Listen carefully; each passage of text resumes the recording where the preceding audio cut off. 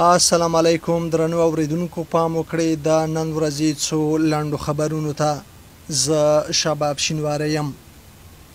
له څو کلونو ځنډ وروسته د چین او افغانستان ترمنځ د باروړونکي اورګاډي تګ راتګ بیا پیل شو.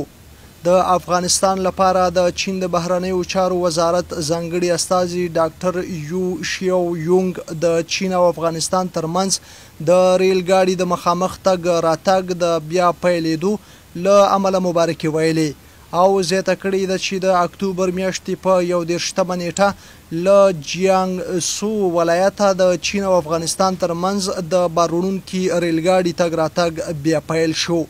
هغه د ریل ګاډي د حرکت په حال کې ویډیو هم خپره کړې او ویلي دي چې دا ریل ګاډی 55 واګنونه لري.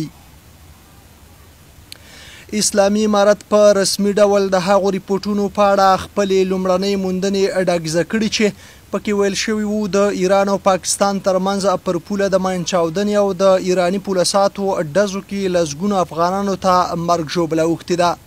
د اسلامي امارت مرستیال ویاند ملا حمدالله فطرت پرون پنجشنبه د یوې خبرپاڼې په خپرولو سره منلي چې د ایران په کلکان نومي دره کې پر یو شمېر افغانانو چاودنې او ډزې شوي دي.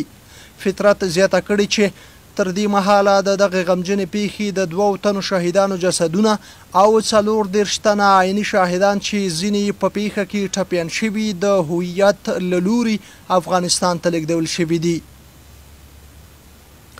او وروستی بهرنی خبر ده چې پاکستان کې د بلوچستان ایالت مستونګ سیمې پولیس وایي چې نن سهار د دې ښارګوټي ملکي روغتون ته نږدې یوه بمي چاودنه کې 2 کسان وژل شوي چې 5 پکې د ښوونځي ماشومان، یو لاروی او یو پولیس دی.